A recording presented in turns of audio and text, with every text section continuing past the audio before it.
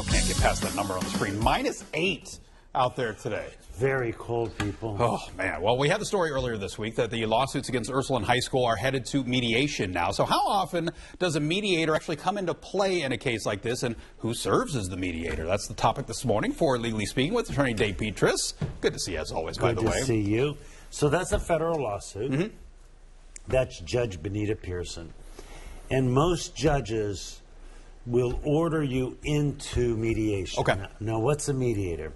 He's an independent third party, and what they do is they caucus with you first. So they bring all the parties in. Sometimes the mediator is very familiar with the case. Sometimes he wants to hear the things about the case.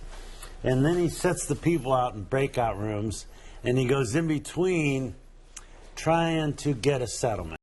Okay? Now, he's independent. It's confidential. He can't tell the judge what happened in mediation.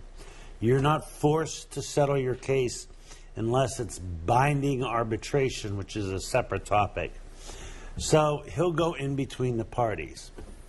And my experience has been, after or coming up on 41 years, that if both parties walk away a little unhappy, you hit the right note. Okay.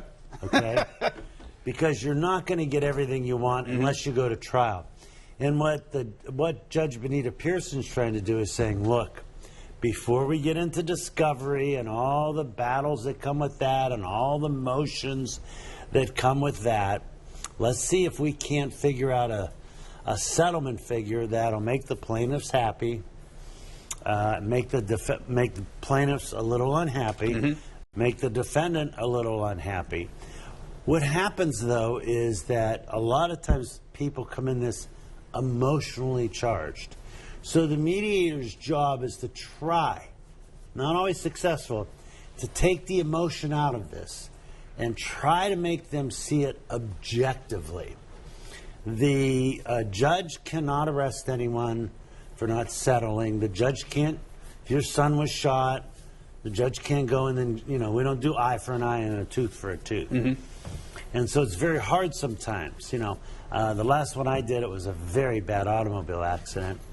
And the person says, well, my back still hurts. Make his back hurt. Well, the judge is not going to go and make his back hurt.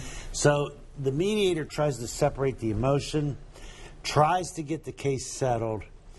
You're still in control. The plaintiff and defendant are still in control. They could say, no, I don't want to settle for this case. I was in a mediation in federal court where my client insisted that the only settlement that was sufficient for him was for the judge to arrest the police officers that arrested him. I said, that's not how the system works. He goes, well, I don't want to settle then. It was the shortest mediation we had. So who serves as the mediator? Does the judge select that person, or is it already kind of predetermined? So, the Mahoning County courts, the Trumbull County courts, the Columbiana County, they have a mediator. They have a guy who's a woman who's paid as a mediator. Judges usually use their magistrates or one of the magistrate judges. So you have the district court judges, and then underneath the district court judges are what's called United States magistrate judges. And they're not appointed for life. They have a 10-year term.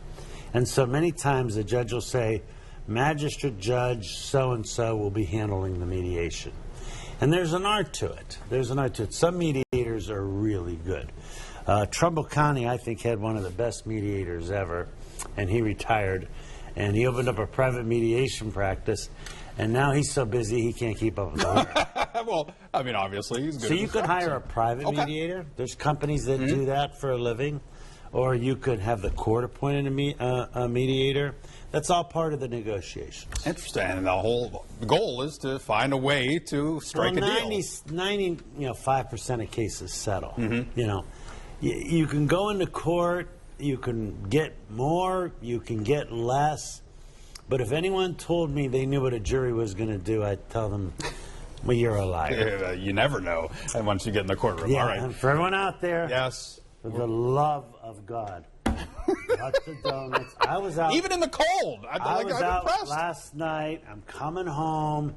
I walk in to play Keno because I'm a degenerate Keno player. 3 people go, are you taking the donuts in the morning? I said, yes. taking the donuts in the morning. Would you like to know what I'm talking about? Unfortunately for my waistline, right? But we appreciate it. Thank you, Dave.